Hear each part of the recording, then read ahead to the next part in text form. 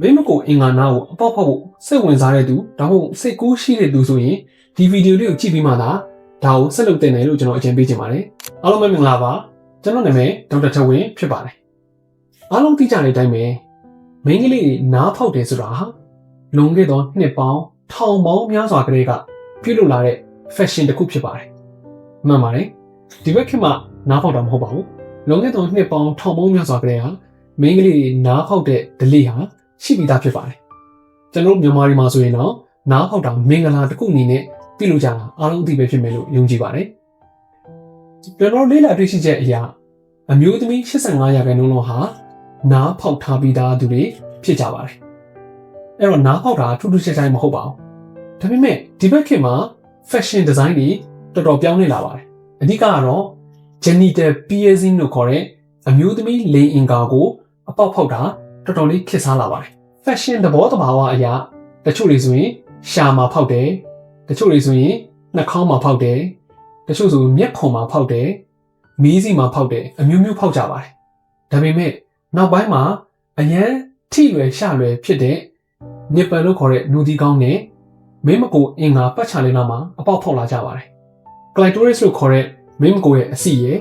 labia လို့ခေါ်တဲ့လိပ်ပြာလေးရယ် vagina လို့ခေါ်တဲ့မိန်းမကိုရဲ့ဒီမှာအပေါက်တွေနောက်ပိုင်းဖောက်လာကြပါတယ်အဲ့တော့မိန်းမအင်္ဂါအနီးနားတစ်ဝိုက်မှာအပေါက်ဖောက်တာနဲ့ပတ်သက်လို့ကျမ်းမာရေးရှုထောင့်အရဒီဗီဒီယိုလေးကိုကျွန်တော်အသေးစိတ်ရှင်းပြတော့မှာဖြစ်ပါတယ်အခုလိုကျမ်းမာရေးဗီဒီယိုတွေကိုအမြဲတမ်းကြည့်ရှင်နေဆိုရင် DOC HDAT Doctor ဆိုတဲ့ယခု YouTube channel လေးကို subscribe လုပ်ထားပါလို့အကြံပေးချင်ပါတယ်အခုဗီဒီယိုရဲ့ညာဘက်ထောင့်အောက်လေးမှာ subscribe ဆိုတဲ့အနီအောင်ခလုတ်လေးရှိပါတယ်အဲ့ဒီခလုတ်လေးကိုနှိပ်ထားခြင်းအပြင်ကျမ်းမာရေးဗီဒီယိုတွေကိုအမြဲတမ်းကြည့်နိုင်မှာဖြစ်ပါတယ် subscribe ဘေးနားမှာရှိတဲ့ခေါင်းလောင်းလေးကိုလည်းအမြဲဖွင့်ထားပါလို့ကျွန်တော်အနေနဲ့အကြံပေးချင်ပါတယ်ဒါမှသာ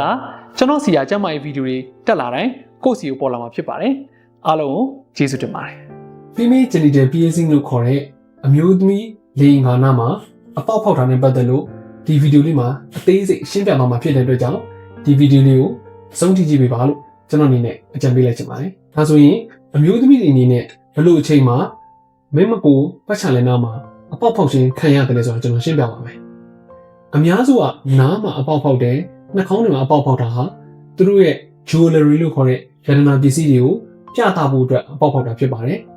တော်တော်များများကြောင်းဝင်ချင်ပါတယ်အဖေအမေတို့ငကက်ပံဖို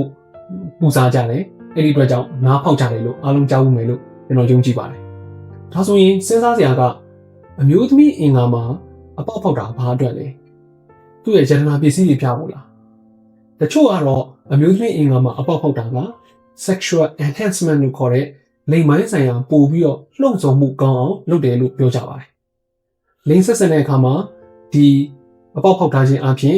ဂွင်းလေးတက်ထားတာတို့ရတနာပစ္စည်းတစ်ခုတက်ထားခြင်းအပြင်အထီအတွေ့မှာပို့ပြီးတော့တာရတဲ့ sexual pleasure လို့ခေါ်တဲ့လိင်ပိုင်းဆိုင်ရာတာယာမှုဟာပို့ပြီးတော့အထွတ်ထိပ်ရောက်နိုင်နေဆိုပြီးတော့ရည်ရွယ်ချက်နဲ့အပေါက်ဖောက်ထားကြပါတယ်ဒါပေမဲ့ဒီထဲမှာ dark side တစ်ခုရှိပါသေးတယ်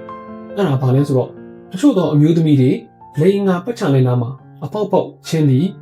သူ့ရဲ့ partner လို့ခေါ်တဲ့အမျိုးသားကသူ့ကိုအတင်းကျပ်အပေါက်ဖောက်ခိုင်းတာဖြစ်နိုင်ပါတယ်ပြီးရင်လိင်ဆက်ဆံတဲ့အခါမှာအဲ့ဒီဂွင်းလေးတွေကိုဆွဲခြင်းအပြင်နှိပ်စက်ခြင်းနဲ့နီးနဲ့အပေါက်ဖောက်ခိုင်းတာဖြစ်နိုင်ပါတယ်ဒီအတွက်ကြောင့်အပေါက်ဖောက်တဲ့ခါကျရင် trauma လို့ခေါ်တဲ့ဒဏ်ရာဒဏ်ချက်တွေလည်းများစွာရနိုင်တယ်လို့ကျွန်တော်အနေနဲ့ပြောချင်လိုက်ချင်ပါတယ်ဖြစ်စေတတ်တဲ့အန္တရာယ်လေးတွေကတော့နံပါတ်1 infection ရနိုင်ပါတယ်အထူးသဖြင့် bacteria infection ဖြစ်နိုင်ပါတယ်အပေါက်ဖောက်တဲ့အခါမှာသေချာစွာမသန့်ရှင်းတဲ့အတွက်ကြောင့် bacteria infection တွေရနိုင်ပါတယ်ကျွန်တော်အားလုံးရှင်းပြချင်ပါတယ်မိန်းမကိုဟာ infection အဝင်နိုင်ဆုံးအင်္ဂါအစိတ်ပိုင်းတွေကတစ်ခုဖြစ်ပါတယ်အဲ့တော့အဲ့နေရာမှာအပေါက်ဖောက်ခြင်းအဖြစ်ပို့ပြီးတော့ယောဂပိုးဝင်ရမှုပိုလွယ်တယ်လို့ကျွန်တော်ပြောချင်ပါတယ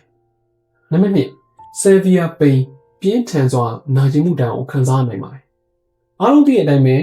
အမျိုးသမီးလိင်အင်္ဂါနာအရန်ကို sensitive ဖြစ်ပြီးတော့အရန်ကိုအာရုံကြောတွေအများကြီးရှိတဲ့နေရာဖြစ်ပါတယ်အဲ့ဒါကိုကျွန်တော်တို့သွားပြီးအပေါက်ဖောက်တဲ့အတွက်ကြောင့်အရန်နာတဲ့ဝေဒနာကိုခံစားတတ်ပါတယ်နံပါတ်3ကတော့ nerve damage ဖြစ်ပါတယ်အာရုံကြောလေးတွေပျက်စီးသွားတာဖြစ်ပါတယ်အာရုံကြောလေးတွေအများကြီးနဲ့ရှိတဲ့နေရာဟာအပေါက်ဖောက်ခြင်းအပြင်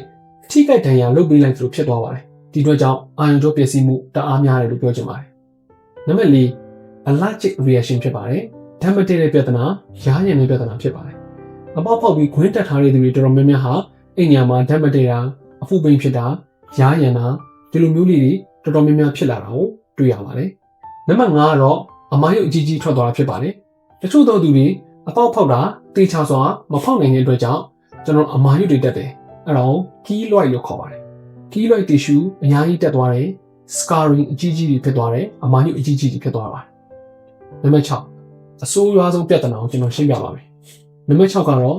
စီလန်းချောင်းကိုတွားပြီးအပေါက်ဖောက်မိသွားပါတယ်မိမကိုရဲ့ထိတ်မှရှိတဲ့အဆီလေးက clitoris ဖြစ်ပါတယ်အဲ့ဒီအဆီလေးကိုအပေါက်ဖောက်တဲ့အခါမှာချော်ပြီးတော့အောက်မှာရှိတဲ့စီလန်းချောင်းအပေါက်ကိုတွားပြီးတော့ဖောက်မိသွားပါတယ်ဒီအတွက်ကြောင့်စီးတွားတဲ့ခါကျရင်မလုံတာအဲ့ဒီစီလန်းချောင်းကတစ်ဆင့်ပိုးတွေဝင်တာ infection တွေအကြီးကျယ်ဝင်ပြီးတော့အနာတွေဖြစ်ပြည်တွေဖြစ်တဲ့အထိဆိုးရွားတတ်ပါတယ်အဲ့ဒီသူတွေမှာဆိုရင်အမြဲတမ်းဖျားနေမယ်ချမ်းတုံနေမယ်တုံတန်ရုံဘလောက်ဆေးတော့မပြောက်တော့ဖြစ်တယ်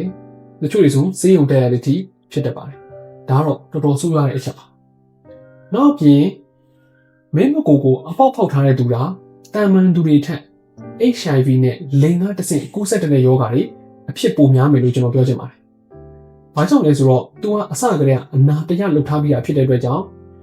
HIV နောက်မှ sexually transmitted disease လို့ခေါ်တဲ့လိင်သားတစ်ဆင့်ကူးစက်တဲ့ယောဂါတွေဟာသွေးတွင်းကိုလွယ်ကူကူဝင်ရောက်သွားနိုင်တဲ့အခွင့်အရေးပိုများသွားပါတယ်။တာမန်အပေါက်မဖောက်ထားတော့တာမန်အမျိုးသမီးနဲ့အပေါက်ဖောက်ပြီးတော့ဒဏ်ရာအနာတရလှုပ်ထားတဲ့အမျိုးသမီးမှာပို့ပြီးတော့ risk ကိုများတယ်လို့ကျွန်တော်ရှင်းပြချင်ပါတယ်။ဒါအပြင်ကိုအဲ့နေရာမှာအမြဲတမ်း allergy ဖြစ်တာတို့အမြဲတမ်းဆေးထည့်ရတာတို့ဖီယိုတာတို့အရည်တွေထွက်တာတို့ဒီလိုမျိုးပြဿနာတွေအများကြီးရှိတဲ့အတွက်ကြောင့်အကယ်၍